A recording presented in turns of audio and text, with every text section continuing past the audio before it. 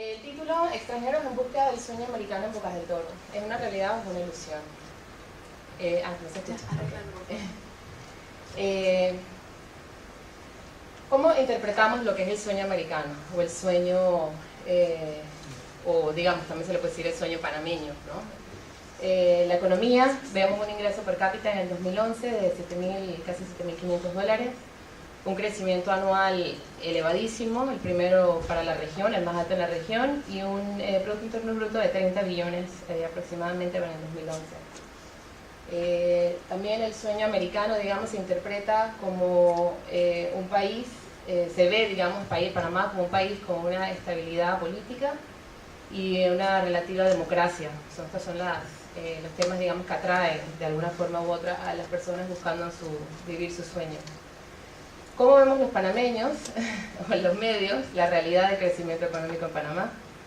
Estas son situaciones que vivimos todos el día a día, que vemos, o sea, esto, digamos, para mí es como yo interpreto la realidad de este sueño.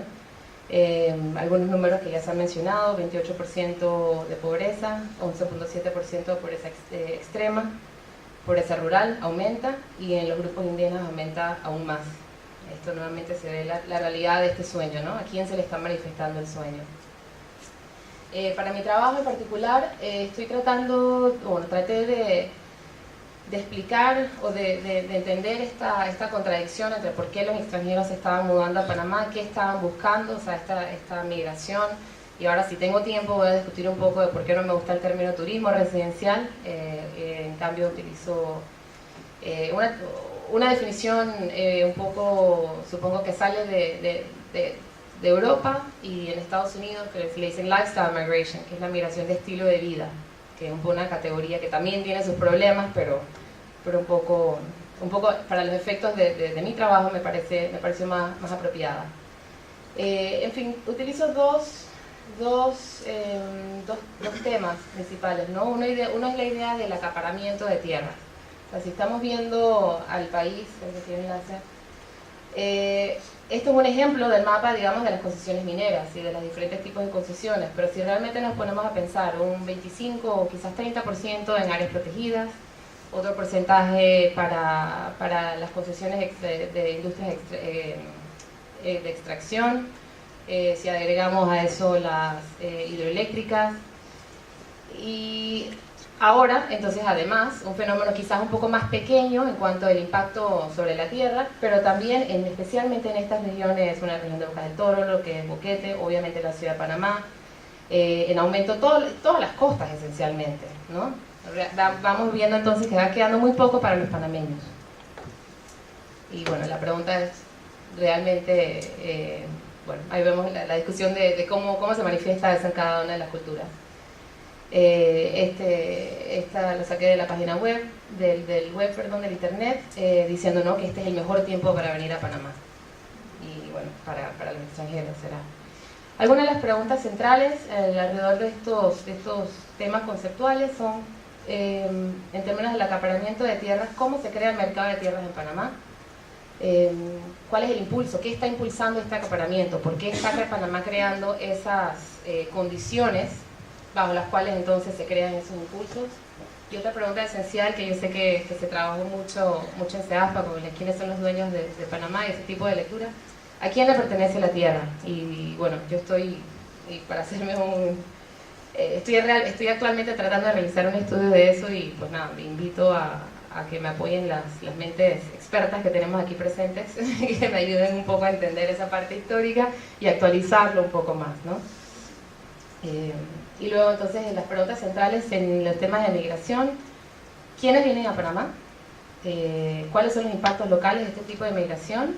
Y la tercera pregunta, y estas tres preguntas que ven aquí, las dos preguntas que ven aquí en términos de migración, son las que hice para mi tesis doctoral, y le agrego la tercera que no está, que es cuáles son los impactos ambientales en ese sentido. Y eso fue algo que no voy a hablar ahora, pero sí tengo un poquito de tiempo al final de la presentación, sí les voy a presentar.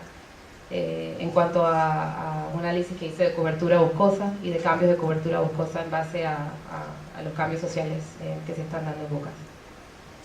Bueno, un poco el estudio de caso. Estuve en Bocas casi 3 años, viví en Bocas, y realmente llegué al tema de Bocas del Toro, o sea, me interesó el tema. Inicialmente quería hacer mi trabajo de tesis en el archipiélago de las Perlas.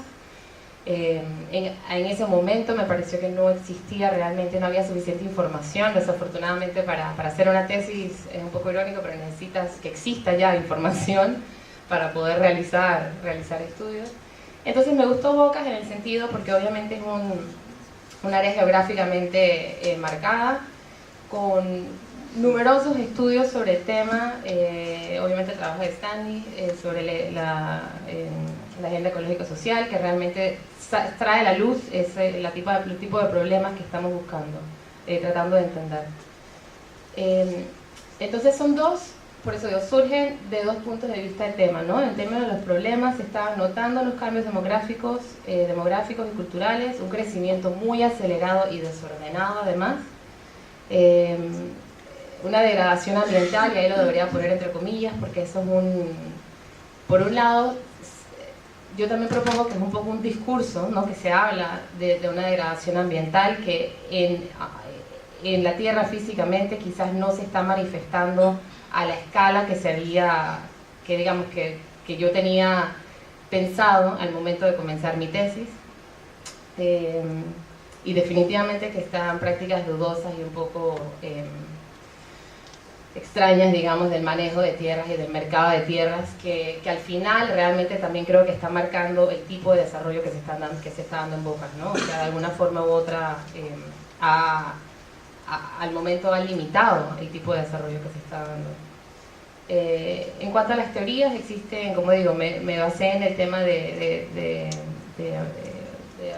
migraciones de estilo de vida, y realmente todos los estudios que estuve viendo sobre esas migraciones, muy pocos estudian el impacto a nivel local, y definitivamente que no estudian el impacto ambiental.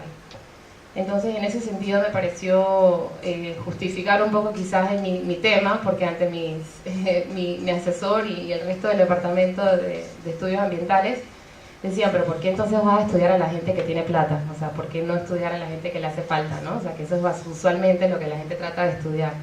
Y decía, bueno, porque es un fenómeno que es gente que tiene impactos muy grandes, o sea, tiene impactos potencialmente muy grandes, y por eso es importante entender por qué vienen, qué es lo que están buscando, y de esa forma entonces quizás poder,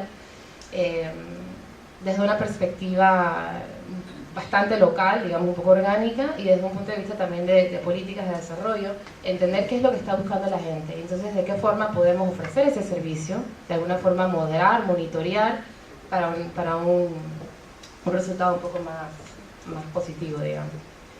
Y definitivamente que también nace de una emergencia, digamos, de teorías de desigualdad en términos de estos procesos de desarrollo, ¿no? ¿Quién se beneficia, quién gana, quién pierde al momento de adoptar estas políticas de desarrollo, digamos, a nivel nacional? Obviamente el área, sabemos dónde está Bocas del Toro, pero el área de estudio mío fue el archipiélago, y en particular los 4 distritos.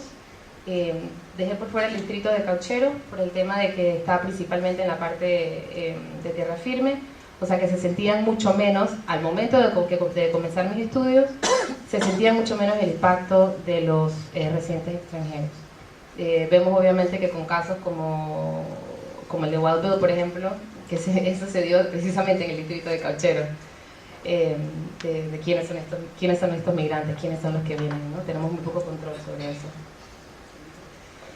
En cuanto a la población, para tener una idea un poco del marco, la población del distrito de Bocas del Toro vemos que ha aumentado muchísimo desde 1990, y tiene una gran diversidad. Esto también es información que todos conocemos, una diversidad: son indígenas, grupos afroantillanos, y otros, que es la categoría que puse otros, incluye latinos, de descendencias europeas, y de la influencia durante la bananera, y antes también, inclusive en el área. Y ahora, entonces, recientemente agregamos los extranjeros.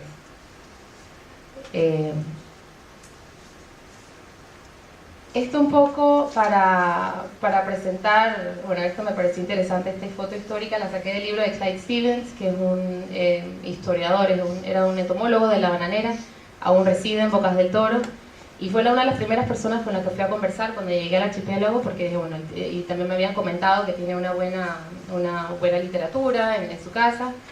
Y bueno, cuando le planteé mis preguntas me dice, bueno, sabes que no es la primera ola de residentes extranjeros. Realmente la época de oro, como me dijo, fue durante principios del siglo XX, cuando estaba establecida la oficina principal de la bananera en Isla Colón. Vemos aquí interesante un poco, bueno, son vistas, esta la ve desde abajo hacia arriba, desde el parque, esta foto acá abajo vemos desde el parque hacia arriba, y esto es lo opuesto, pero sigue siendo la avenida principal de calle Tercera, ¿no? La calle principal en Isla Colón. Y esta foto acá la tomé una vez llegando de las bananeras, acá es Isla Pájaro y acá estamos ya en Zapatillas. Estas fotos también las puse porque realmente muestran un poco cuál es esta búsqueda del sueño americano, ¿no? O sea, esta foto la tomé yo, pero puede ser una postal, o sea, ¿por qué vienen, no? ¿Por qué viene la gente? Esta idea de presentarse, de llegar a Bocas. Un poco la metodología de la tesis en general, o de los dos componentes sociales. El tercer componente, que fue el de cobertura boscosa, no lo voy a entrar aquí, pero hice entrevistas con comunidades locales, 25 entrevistas con extranjeros, para un total de 31 individuos, porque algunos se hicieron en parejas, y básicamente traté de abarcar, muchas personas también en el momento me decían, bueno, ¿por qué no haces el tema indígena? ¿O por qué no haces tal o cual tema? A mí me parecía interesante porque la población de Bocas del Toro, del archipiélago, es realmente diversa. Me parecía que era importante tomar en cuenta las perspectivas bueno, yo los agrupé en 3 grupos principales. Y en ese sentido, entonces, entrevisté en Isla Colón, o el distrito de Bocas, el corregimiento de Bocas del Toro, el corregimiento de Bastimentos, en la comunidad, bueno, en Bocas, en Carenero y en Boca del Drago, en el corregimiento de Bastimentos en Old Bank y Solarte, en Bahía Honda y en la comunidad de Sal Creek, que sabemos es área anexa, o estaba en proceso de convertirse en área anexa. Y luego entonces en estos 2 corregimientos fueron realmente con comunidades indígenas principalmente, o sea que no fueron entrevistas individuales, sino fueron talleres, porque así se dio la forma, que era una forma más apropiada, digamos, de hacer las entrevistas con los grupos. Resultados un poco, y voy a tener que ir un poco rápido, eran que los cambios sociales y ambientales estaban directamente vinculados a la llegada de residentes extranjeros. No voy a citar acá. No tengo el acento en inglés para leer esta cita. Fue una de mis informantes del área de Bastimentos, que me pareció una de las mejores citas, que tiene cosas buenas y tiene cosas malas, porque hay más trabajo, hay muchas mejoras, sin embargo es mucho más caro, te cobran lo mismo que a un extranjero.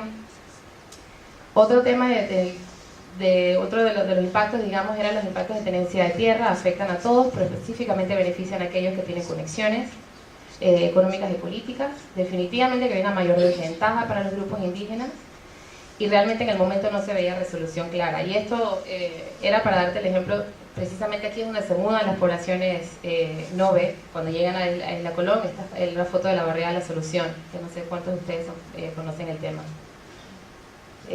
Definitivamente se han creado nuevas economías, existe un aumento de empleo en el turismo, ha aumentado también un costo de vida, se ve una reducción en las oportunidades de obtener y usar tierras, una significada reducción de las empresas locales, todo lo que tiene la costa le pertenece a los extranjeros, y una dependencia, una infraestructura limitada, que solo está realmente preparada para una población existente, no para un aumento tan rápido de la población.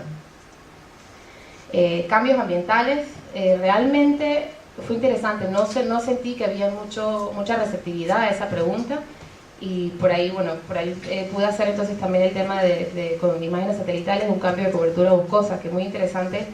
Entre el 86 y el 2008 se ve un pequeño aumento en la cobertura de bosque para el archipiélago de las Perlas, que va obviamente en contrario con todas las tendencias de deforestación a nivel nacional. Dije Las Perlas, quise decir Bocas, perdón, estaba mirando a Eugenia. Y dije Las Perlas, perdón, gracias.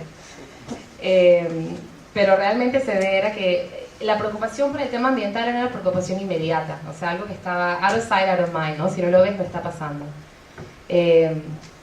Y realmente la relación de los locales con la naturaleza era más que nada de subsistencia y de empleo.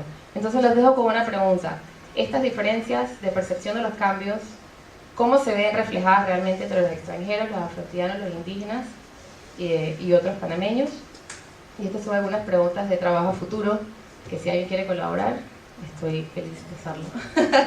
Gracias.